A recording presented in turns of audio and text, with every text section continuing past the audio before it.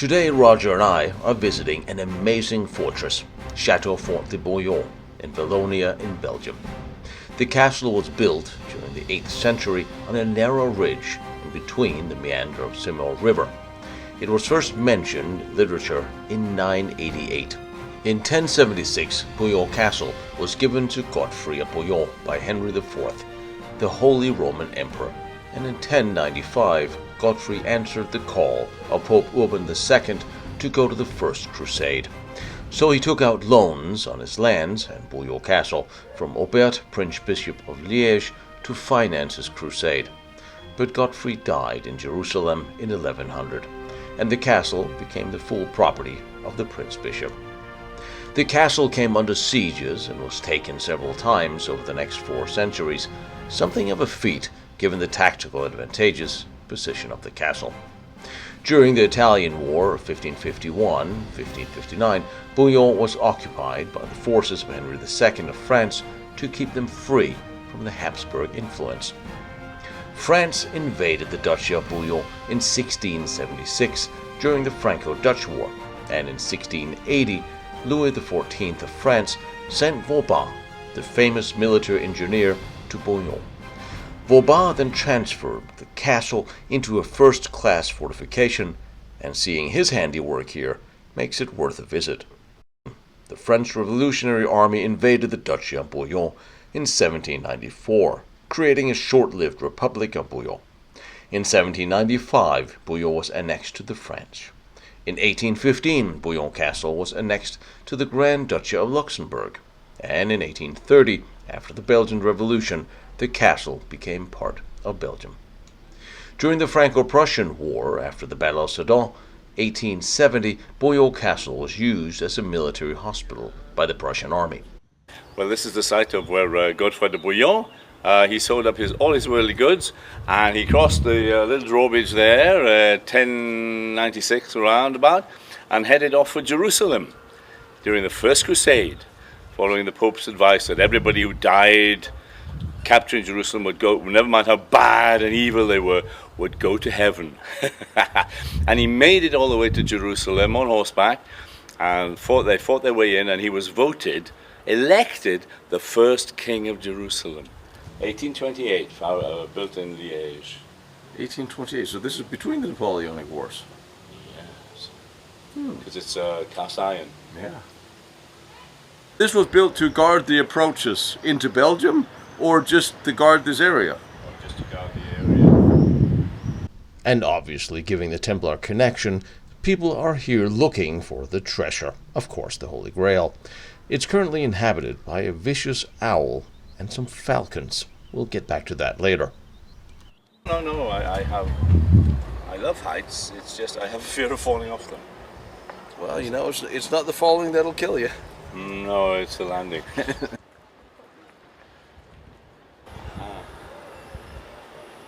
Oh, this is a long way down. So literally a drawbridge. Yep. Oh, the stonework is great. This is old. So there's still a little guardhouse, even back then. Yes. This was the guardhouse, right? Yes. Denoted by a little dude sitting in there, yeah.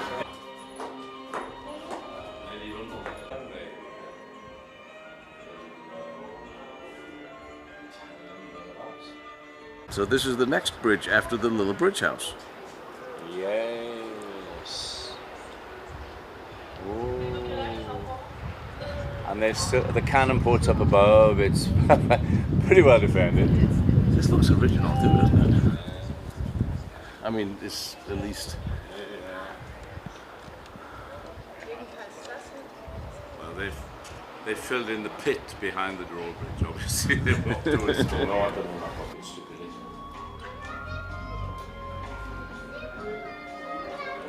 They're not there.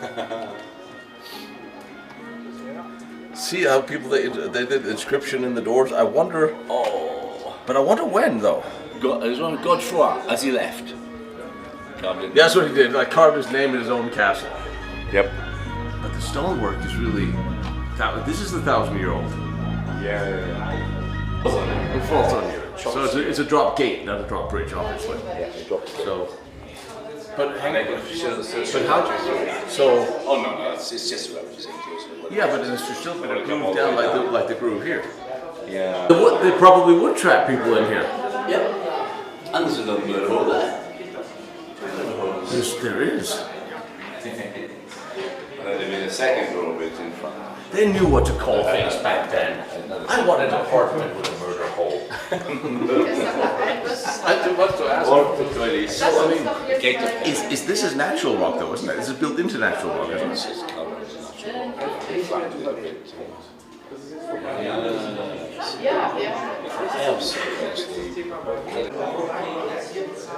The Vauban stairway. Yeah. But it's not that you can do it with a pressure hose because. But yeah, even the stairwell is gorgeous. Over construction. You made this step to last. Or wait, Vauban, It's on the frontier, right? Yeah. This is just inside France, where the Dutch, because Belgium was this, the Dutch were going to be here, and Vauban was defending the kingdom. He reinforced Montmédy, he reinforced this place. Look at the lovely stonework. You see this? Oh, this is gorgeous. Yeah. This is snailing its way through. It's a cash.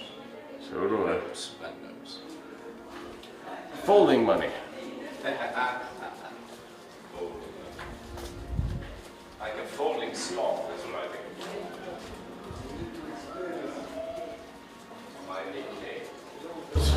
This is really interesting. This is so cool. So this is built up. This is not cut into the stone. This is actually built up.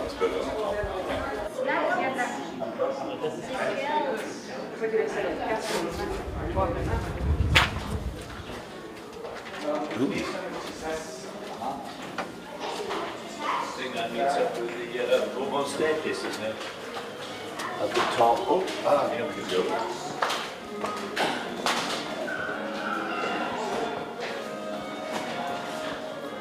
The light shaft. Lantern shaft. Light shaft. Yeah. Firing ports.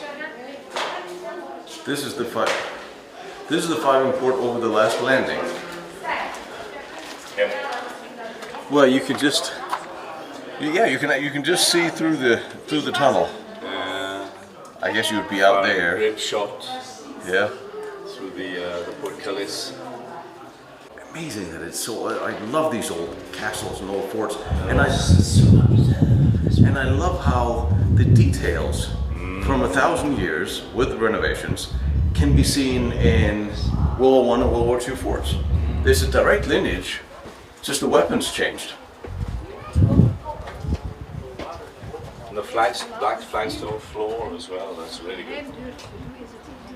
Oh yeah, that goes to the Vauban stairs, which is down there.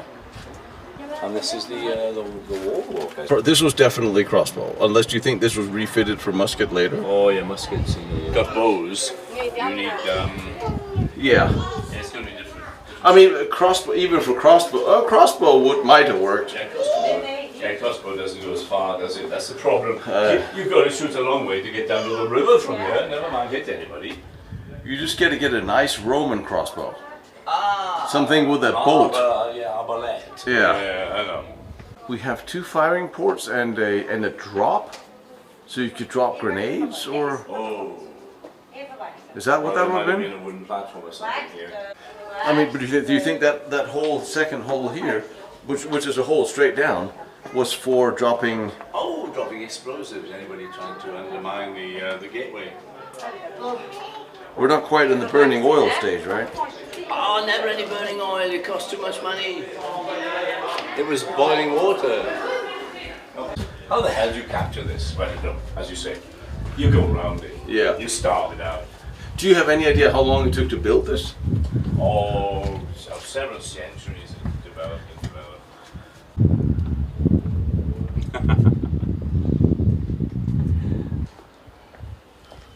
Well, that's for the ladies, isn't it? Mm-hmm. And then the falcons are for the kids. This is flint, isn't it? Is it? The stone is flint. It's flakes. You see, it's not finished stone. It's flint. So this is the water wheel? The well was in here. The well. The wheel to with the guy walking around inside to. Yeah, the well was here on the other side there. Yeah. Not often you see that in a chateau. Entrance tunnel again. Yeah, that's connecting to that. Tunnel, yeah. And these must be new. This must be newer. Yeah. This is the guardian lives in this house here. I'm a little jealous, but you know me, I prefer places where I can roll armor up. And I'm not sure the drawbridge would hold any armor. No, I don't think so either. No matter where you get to in this place, somebody's going to shoot at you. A double slit. Is that even a word? Think of there. Yeah. And then you have here. The rough flint everywhere. This is flint. And then you have here. Yes. It's just that you can see all three. Hey, that's really cool. Have all three angles through the one port. I haven't seen that before. That's really, really cool. That is With the divider too. it's one of the Germans didn't nick that. Yeah. So we go all the way under the entire fort to come out here. So this is the castle courtyard that we're standing in. Yeah, well, and that would be the main hall. Hall of the Duke. This used to be covered up. Yeah. This. Yeah. We see the places of the roof. Yeah, there used to be. Came Yeah. towards us. One, two, three, four ridge roofs. Yeah. Yeah. They live up there. The birds normally. Yeah. Oh, it's like. What am I thinking of? Oh yeah. Blackadder. Hang on, let me tell you, this is really funny. Now, Godfrey's role in the Crusade has been described by various authors since, detailing the First Crusade, which connected him with the legend of the Knight and the Swan, one of Wagner's most famous operas, and by William of Tyre. Times later in the 12th century, Godfrey was already a legend amongst the descendants of the original Crusaders. Godfrey was believed to have possessed immense physical strength, and is once said to have wrestled a bear and won, and also that he beheaded a camel with one blow of his sword. So that's a firing position. We're under the wall.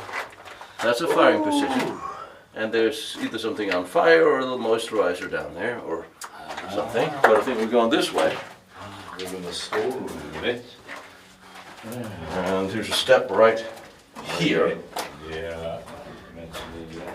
And there's a very low overhang, so duck your head. Okay. Ooh. Oh yes. Ooh. Water cistern. Children only down here. They had a water cistern in here. They actually did because they had to measure the gauge for the water. This was deliberate water cistern. Oh yes. So they had two wells because I saw there was a pump underneath here as well. Yeah. And they collected rainwater. So the pump for that, and then the well, and they had the river right next to. So I mean, they couldn't have run out of water here. No. Come on, it's Belgium. It rains nearly every day. It's like, yeah, right. But it's amazing they built this. So. Oh, there's a light shaft. I mean, there would have been light, and then there would have been torches hanging on the walls, I imagine. Yeah, those everlasting burning torches you see in films. Yeah. Which are connected to gas pipes behind the wall. They were very advanced. They were very advanced back in the day. Especially in Egyptian tombs. Oh God, yes. Oh, don't even get me started with that. Here's a cheese cave. There's a cheese cave. A cheese cave. I'm sorry. Oh. There was a. Looked like it could have been a step up at some point. It could have been an old staircase, couldn't it? Yeah, that's an old staircase. It is an old staircase. They are still ones. Yeah. They're a decent underground, but this is not. Amphoras. And that's Godfrey of Bouillon's family brought them back from Jerusalem. And this is not quite the traditional 10 degrees you get underground. We're not quite under. I mean, we're in the wall, so we're not really underground. Where are we? we are here. Going along underneath the main rampart. And then that would mean it was a torture chamber. I mean, that would seem realistic, wouldn't it? Like in the chateau in Swansea, Oyster Mouth. Wait a minute. We're coming to the tumble tunnel. That's what we were in. We were in there. Oh yeah, I remember it well. I banged my head. And for some reason, that light does not register at all. There's a huge tower, the twin tower gatehouse, and down the basement of one, the cellar, there's a huge pillar which holds up the ceiling. And in the Victorian guidebook written 100 years ago, 150 years ago, it says, this is the pillar to which they tied the prisoners to whip them. It was the pillar that held the ceiling up. Yes. It's very interesting. What fort was that? Oystermouth. Oystermouth. I saw some of the forts in the east that was built by the Polish and the Russians that had huge pillars underground, holding up the roof. Yeah. But these were all the way up until the mid 1800s, where they had these. The Crusaders brought back ideas, and they brought back engineers. Yeah. And they copied the best of Roman, Byzantine, and Turkish works out in the east. A good idea is a good idea, no matter who comes up with it.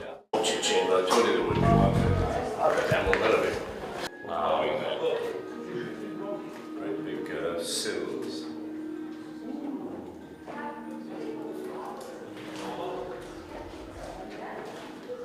And here you have light again. Brilliant. It's the dream inside the dream. Let me try to not kill myself for a minute. Or is it just a gradual? If I was a midget. Oh, God in heaven. Okay. It ends there, does it? Well, there's a firing position. Alright. Or actually, I'm going to go with this is where the prison was. Alright. If there was a prison in here, well, it's barred up. It could also be a. Sorry, I have a question. Hold on. What's the question? Tino. Huh? So sorry. No, there's more logs here. It's the Big Bang Theory Yes. with Sheldon. Yes. And they buy the time machine. Yes. And while world-renowned historian and author Roger Cook is regaling stories of the Big Bang Theory to the tourists, I will tell you about Vauban. Now, the French military engineer Sébastien de Vauban was born in 1633. And if you have any interest in military history or that of forts, you need to know his name. His design principles served as the dominant model of fortifications for over 100 years, while his offensive tactics remained in use until the early 20th century. He made innovations in the use of siege artillery and was the originator of the combat engineer units in the French military. In 1654, he became assistant to Marshal Louis-Nicolas de Cheville, who was a forerunner of Vauban as supervisor over fortifications. In the same year, he was wounded during the siege of Stenay. In 1655, Vauban was appointed Ingenieur Ordinaire du Roi. In 1656, after defeating the Saint-Gilles fortress, he became captain of Mons and the company commander under Marshal de la Ferte. And in 1657, he led the siege of Montmedy for the first time. The subsequent sieges of Gaville, Ypres, Courtyard led him to contribute to the conclusions of the Pioneer Peace with Spain in 1659. During the siege of Maastricht in 1673, he used the technique of parallel trenches for the first time. The city fell after 13 days, and in 1676, Vauban became the Marshal du Champ, and in 1678, officially the Commissaire General de Fortifie. In 1684, he led the siege of the fortress in Luxembourg. During the 9-year war, Vauban led the sieges of Mons and Namur. He reached the highest possible rank when he was raised to Marshal de France in 1703, after the reconquest of Al-Bashar. Now, Vauban did not just design grand fortifications. He also perfected the very messy siege warfare, one of trenches, charges, ricochet firing, saps, and parallels, where the basic tactic was to construct 2 lines of trenches around the fort to be besieged. These were outside the artillery range of the fort, and one facing inwards and one facing outwards, in order to counter any relief force that might try to break into the fort. This is a tactic which have endured and was even used by the Viet Cong during the Vietnam War. Contravalations. Constructing elevated platforms close to the walls of the besieged fort and using ricocheting fire made it easier to break through the covered way and other wall defenses, at most. And indeed, Vauban's average was to break a siege in around 45 days. And by following his method of siege warfare, he guaranteed victory, but also to save the lives of his soldiers. But it was costly, given the resources he needed to achieve both. Interestingly, he never wrote down any of his tactics for posterity, but in perfecting the Bastion fort, he did leave his special mark on history. And as a master of sieges, he would naturally also know how to build the perfect fort, one hard to take.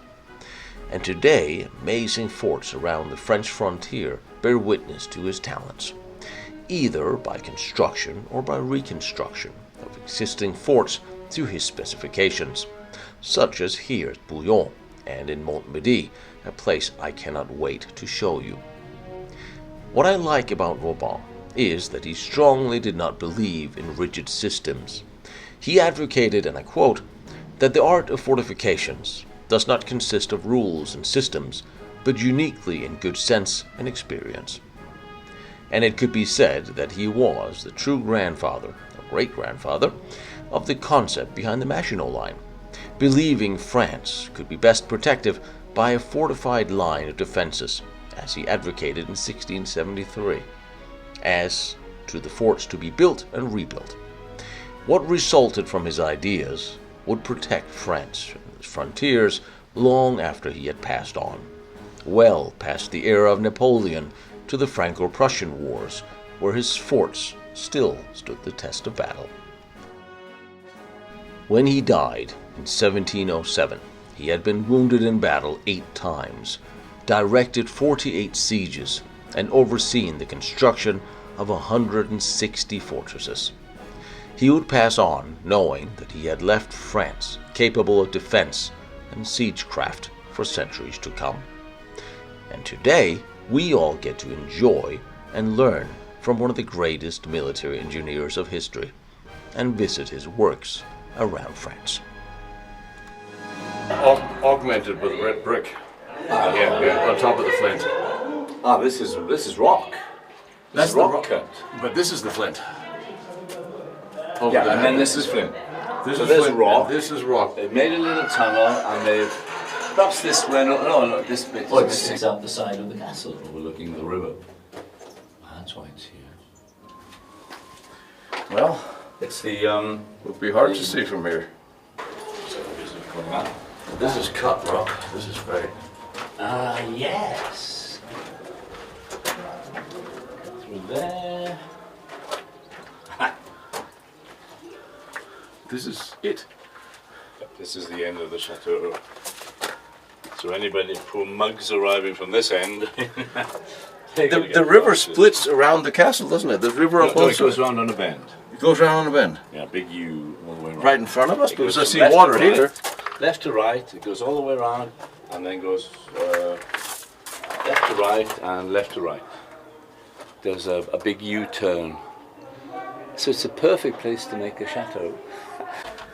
Is there another firing port balcony here on the side? Yeah. It's like little alcoves that are sticking out from the sides of the Yes, fort, isn't it? Yeah, they flattened off a bit of the rock to just make a little alcove. And you can see everything.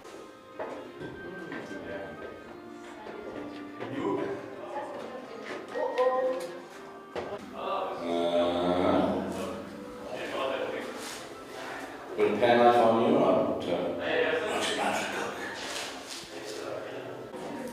that goes up to the gun tower. This does? I'm counting on it. That's rock. Solid rock is carved out there. Oh, look at this.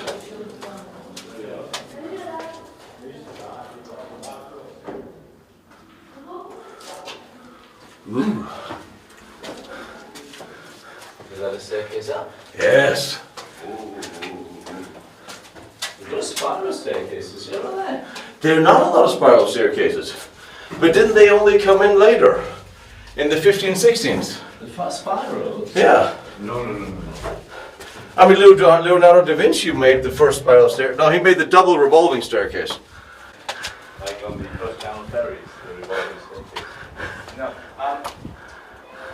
spiral staircase is always in going up one direction so that you could guard against somebody coming up to attack you. Yes, we can. Oh yeah, but not onto the rampart.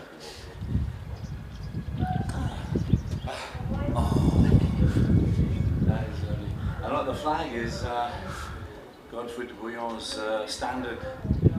The way he would have flown, he would have been in the charge of 1,000 knights at Jerusalem. Antioch. Their last-ditch charge. That's the Jerusalem standard, isn't it? Is it? Yeah. Oh boy. And we're back to how in the hell did they get the 2,000 kilo or 2-ton guns up there? Huh. But so this was a cannon position. You overlook the whole town and the river here. Lanterns. Yes, it is. That's like the same stone as Vauban. That's right. The Vauban stairs. So when was Vauban here? Do you remember? Oh, The little lookout. yeah, 17, 15, something like that. Before, or just before, because he was Louis the 14th, and Louis died in 1715. Yeah, this is the little lantern shape. We can monitor the road coming in too, down to the valley. Brilliant, both roads actually. Yeah. Still up in the tower with the bedrock, you still see the... Oh, this is the infantrymen's sort of hanging out place. Well, that's because they have to hang out before they walk all the way up this staircase. I mean, you know, they can get the guns up here, they'll be able to make an elevator, right? And then there's another staircase down the other side coming down.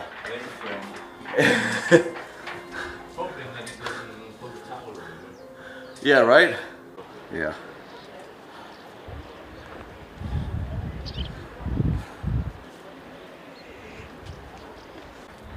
You can really see everything up here. The only problem is the high ground in the forest almost overlooks it. Poor home mortars. No, he never made it back. He died in Jerusalem. So what's it? Yes, you could say that. But again, don't forget that the knights had lent him so much money. Well, if they get the story wrong, that's more interesting. Well, you see, the last chateau that was being besieged, I told you what happened, didn't I? Oh, the King of France sent a crusade, all the northern knights, to kill the Cathars. Yes. They were heretics. They said that Jesus had a baby. Woo, kill everybody. So, because that means he was partly human. Well, all right, because he was partly human. Why was that wrong? But never mind. Let's ignore all that. And the Montségur was the one. That's the one. They throw all the Cathars onto a bonfire. The final assault, they burn all the Cathars alive. Okay? Nasty business. But the night before the final assault, I told you, didn't I, what happened? Yeah. The only time in any medieval siege of a chateau, 3 people were let down from the top of the ramparts in a basket by a rope. Okay? 3 people who don't know their identities.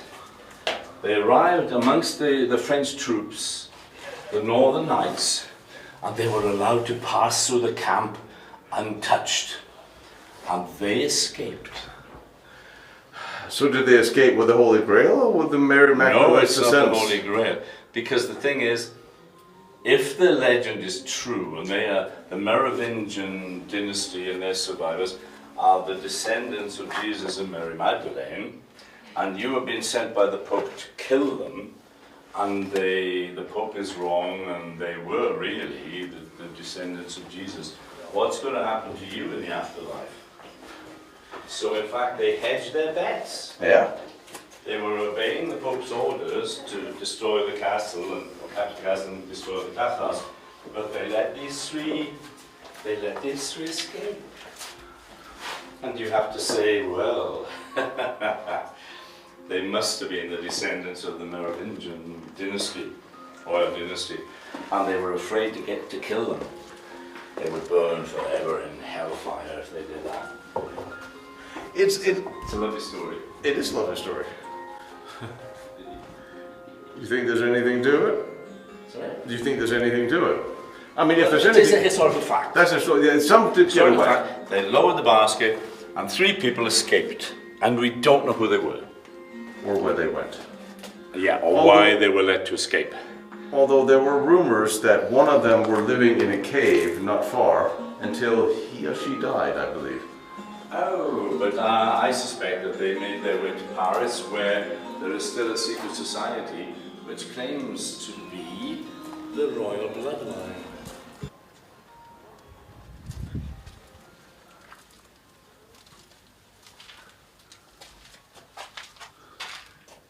This didn't used to be here. That used to be a firing port, I think. Yes, it's slanted. And then this has been filled in, I think. Looks like there's been filled in. This... Poudriere. You need a big poudriere for all those big cannons, wouldn't you? Powder chamber? Powder chamber? Yeah. And it's situated highest up, look. So it's least vulnerable. Right, it's opposite here. And if it blows up, it blows up. Yes. Well, it looks like they've been using it for something else than powder. Gone. Yeah. Carronade.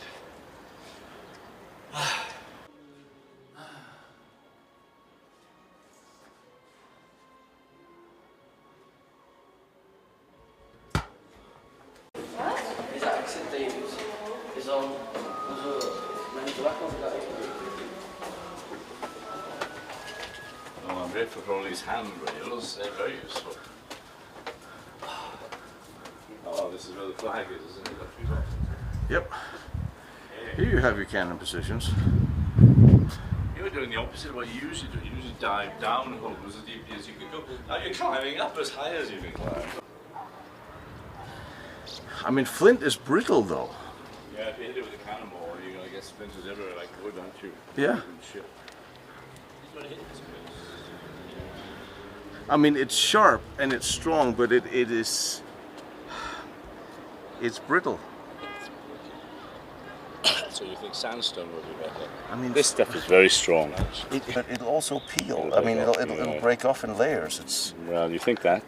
You need a hammer to break it off. Yeah. if you hit it from the right side, it's strong. The wrong side.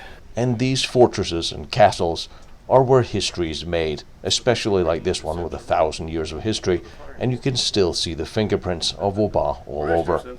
It's a must-see and a must-visit, like so many others. But if you can't go, I will sacrifice myself, dragging Roger with me, and visit them for you and show you. Oh, they have their own little air sprayer, the little water sprayer.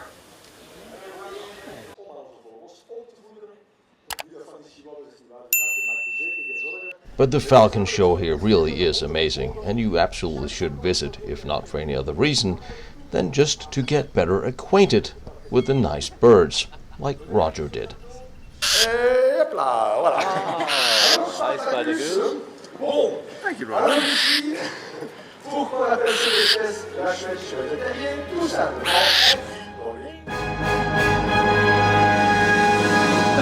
I mean, look at this, is amazing! That's why I brought you in here, to show you the ditch. Look at the points, the peaks to stop you. If you come down here as a lone infantryman, Or hell, you can bring your entire battalion down here. Where do you go? You turn the corner and the Hotchkiss cannon there blows you to bits. He'll shoot at you. Or those guys up there will shoot at you. Presumably there are dudes up there on this thing that'll shoot at you. So, I mean, Jesus. We're gonna get lost. We'll never get out. Yeah, we're going the wrong way though.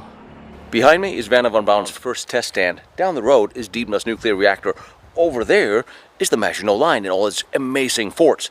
I'm visiting them all and I'm bringing them to you. So I really appreciate you like, follow, and share what I'm doing, trying to document all these important historical locations. And if you feel like you want to watch more pictures or documents that I use for these, go to lostbattlefields.com. And if you feel like helping me out with my travels, because gasoline and travel and airfare is expensive, my PayPal is there, protectionserviceint.com. You are more than welcome, but you don't have to. I appreciate all your support and all your help, and I love seeing these locations, and I love bringing them to you.